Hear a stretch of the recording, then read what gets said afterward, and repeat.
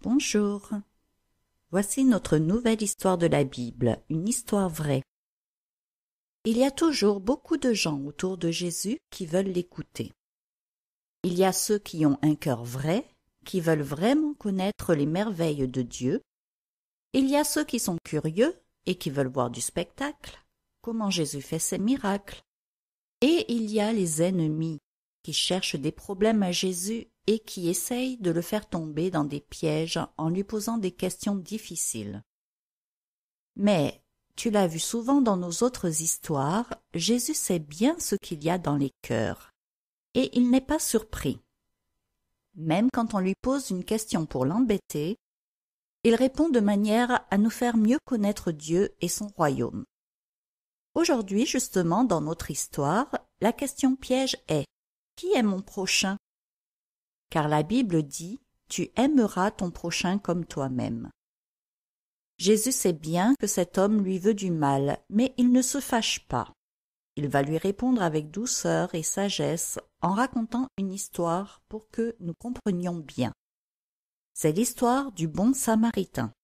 Voici l'histoire. Un homme voyage. Il part de Jérusalem vers Jéricho. Regarde sur la carte d'Israël, c'est vers le bas, le sud. Tu sais, à Jérusalem, il y a le temple de Dieu. C'est une grande maison magnifique où les Juifs viennent adorer Dieu par des prières, mais aussi des choses qu'ils offrent à Dieu pour l'honorer selon ce qui est dit dans l'Ancien Testament, la première partie de la Bible. Du temps de Jésus, il n'y a que cette partie de la Bible qui est écrite, où Dieu donne ses commandements aux Juifs. Malheureusement, notre voyageur tombe entre les mains de bandits cachés sur cette route. Oh, le pauvre! Les bandits le frappent et le laissent presque mort en lui volant tout. Il ne peut plus bouger, il a très très mal, et il va sans doute mourir, car il est là tout seul. C'est vraiment terrible. Ah! Enfin, il entend des pas. Ouf! Ce n'est pas un autre bandit, c'est un autre voyageur, un sacrificateur. Il voit le blessé, mais il ne l'aide pas.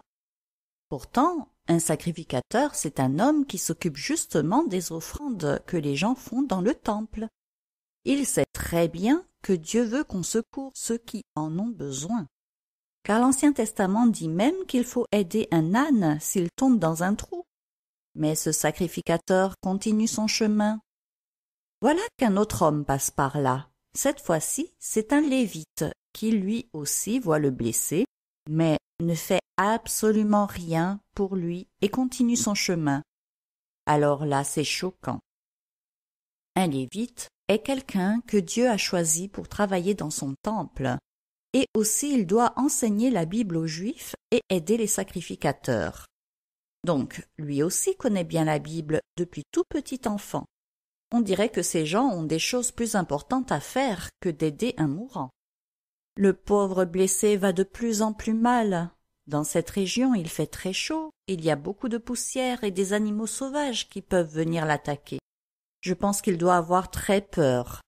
Peut-être qu'il a un peu de force pour prier dans son cœur. On n'en sait rien. Eh bien voilà quelqu'un d'autre qui passe par là. C'est un Samaritain. Or, les Samaritains sont des gens qui habitent une région au milieu de notre carte, la Samarie. Ils croient en Dieu d'une manière bizarre et ne suivent pas la Bible. Ils mélangent beaucoup de choses. Ce ne sont pas des Juifs, ils sont venus vivre en Israël dans cette région depuis très très longtemps.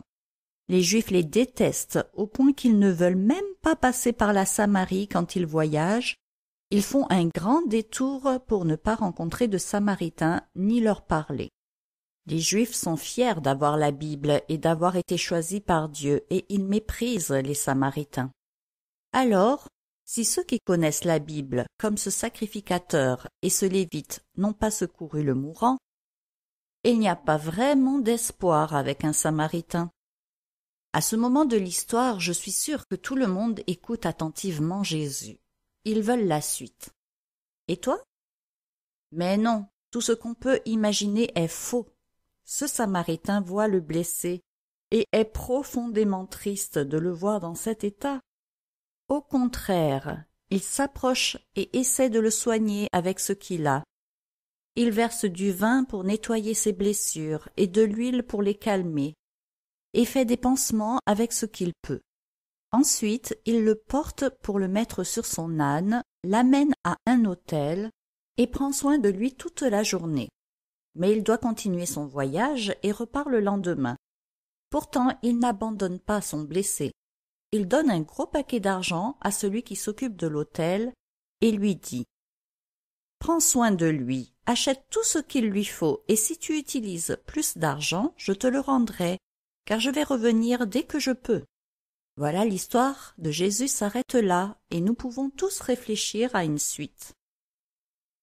Jésus pose alors une question à celui qui voulait le piéger. « Lequel de ces trois te semble avoir été le prochain de celui qui était tombé au milieu des bandits ?» Cet homme est bien obligé de répondre devant tout le monde.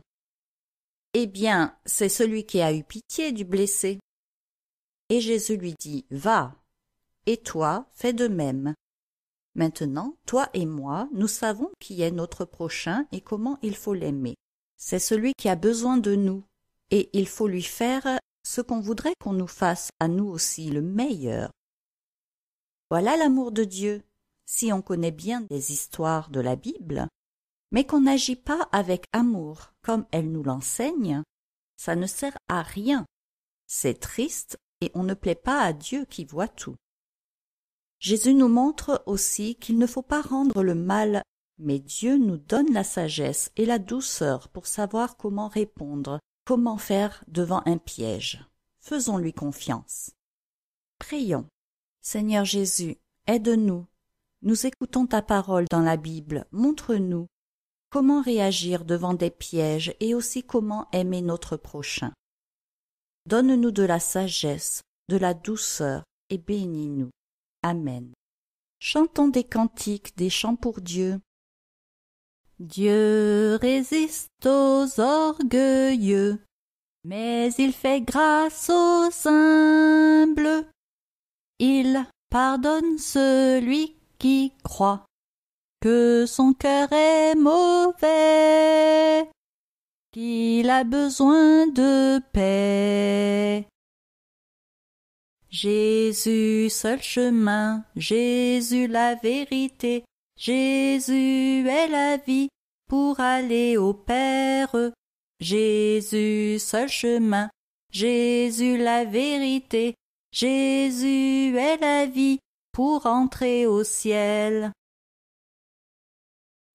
Nous allons maintenant lire dans la Bible. L'histoire est racontée dans l'Évangile selon Luc, chapitre 10 et du verset 25 à 37.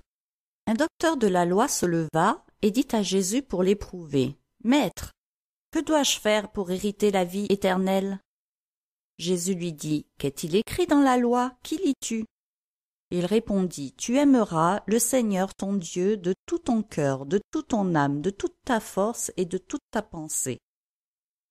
Et ton prochain comme toi-même. » « Tu as bien répondu, » lui dit Jésus, « fais cela et tu vivras. » Mais lui, voulant se justifier, dit à Jésus, « Et qui est mon prochain ?»